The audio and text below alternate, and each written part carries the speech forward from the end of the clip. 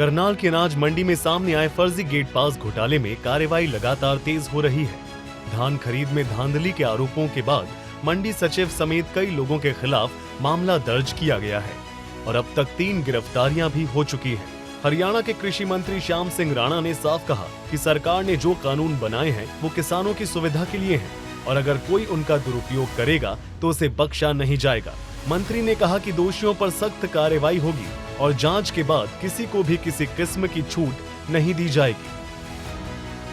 अभी सरकार ने जो कुछ कानून बनाए हैं वो तो किसान की सुविधा के लिए बनाए हैं, लेकिन उनका कोई दुरुपयोग करेगा तो वो बख्शा नहीं जाएगा।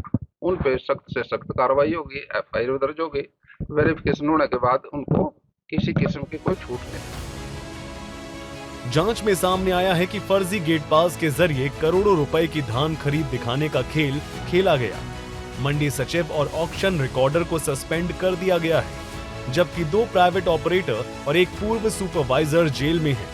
पुलिस का कहना है जांच में जिसकी भूमिका सामने आती जाएगी, कार्रवाई होती जाएगी। इसी दौरान करनाल पहुंचे कृषि मंत्री श्याम सिंह राणा ने प्राकृतिक और ऑर्गेनिक खेती को बढ़ावा देने की सरकार की योजना भी बताई। उन्होंने कहा कि किसानों की ऑर्गेनिक फसलें आसानी से बिक सके, इसके लिए गुड़गांव और हिसार में 2 नई मंडियां खोली जा रही हैं। मंत्री ने कहा कि प्राकृतिक खेती से न सिर्फ जमीन की सेहत सुधरेगी बल्कि किसानों की आय भी बढ़ेगी। उन्होंने बताया कि सरकार प्राकृतिक खेती अपनाने वाले किसानों को भारी अनुदान भी दे रही है।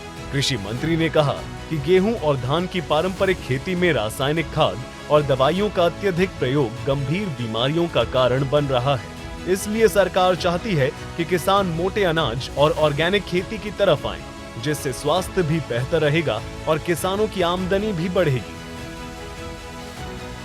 एग्रीकल्चर में मोटा अनाज ज्यादा हो, जिससे सेहत ठीक रहे, वो प्रयास कर रही है और उसमें एग्रीकल्चर के अंदर जो प्राकृतिक खेती को बढ़ावा दे रही है।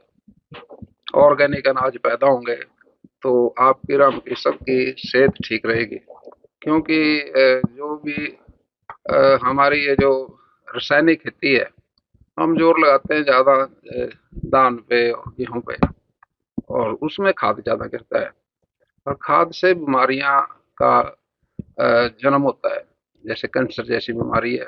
ये पेस्टिसाइड दवाइयों की वजह जो हम अनाज खाते हैं उससे ये हो जाती है। और जो मोटा अनाज है उसमें पेस्टिसाइड की गुंजाइश नहीं रहती। बहरहाल एक और करनाल मंडी घोटाले में तेजी से कार्रवाई आगे बढ़ रही है और दूसरी ओर राज्य सरकार प्राकृतिक खेती को बढ़ावा देने के लिए नई नीतियां लागू कर रही है। कृषि मंत्री ने साफ कहा दोषियों पर कार्रवाई भी जारी रहेगी और किसानों के हितों के लिए सरकार कदम भी उठाती रहेगी। सूर्या समाचार के लिए करनाल से हिमांशु नारंग की रिपोर्ट।